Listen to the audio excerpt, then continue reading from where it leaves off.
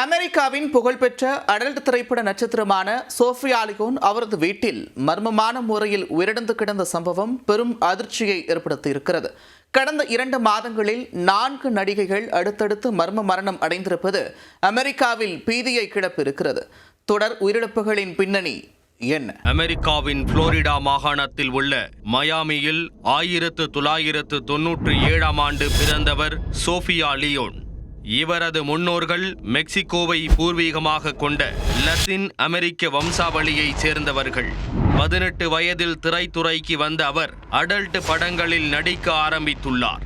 Evil angel, ஹார்டெக்ஸ், reality junkies உள்ளிட்ட பல்வேறு ஸ்டுடியோக்களில் பணியாற்றியுள்ளார்.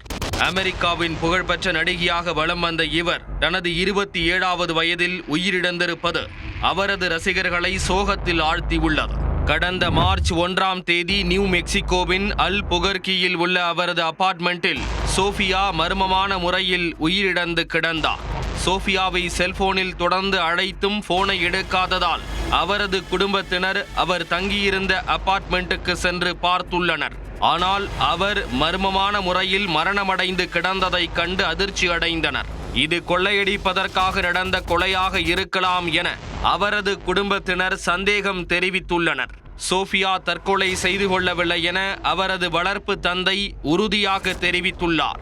சோஃபியாவின் வளர்ப்பு தந்தை மைக் ரோமெரோ அவரது இறுதிச் சடங்கு நிகழ்ச்சி நடத்துவதற்காக நிதி திரட்டும் பணியில் ஈடுபட்டுள்ளார். இதன் மூலம் அவரது உயிரிழப்பு வெளி உலகுக்கு பரவலாக தெரிய வந்துள்ளது. கடந்த 3 மாதங்களில் இத்துறையில் அடுத்தடுத்து 4 நடிகைகள் மிக இளம் வயதில் மர்மமான முறையில் உயிரிழந்திருப்பது அமெரிக்காவில் பெரும் அதிர்ச்சியை ஏற்படுத்தியுள்ளது. கடந்த மாதம் 36 வயதான அடல்ட் திரை நட்சத்திரம் காக்னி லின் கார்ட்டர் என்பவர் ஓஹியோவில் அவரது வீட்டில் மர்மமான முறையில் உயிரிழந்து கிடந்தார். இதேபோல் ஜெசி ஜேன் மற்றும் தைனா ஃபீல்ட்ஸ் ஆகிய 2 நடிகைகளும் அடுத்தடுத்து மரணமடைந்துள்ளனர். அமெரிக்காவின் பிரபல அடல்ட் நடிகைகள் அடுத்தடுத்து உயிரிழந்து வருவதால் இது சீரியல் கொலையாக இருக்கலாமோ என்ற கேள்வி எழுந்துள்ளது. போன்ற கேள்விகளுக்கு விடை கிடைக்குமா என்பதை பொறுத்திருந்துதான் பார்க்க வேண்டும்.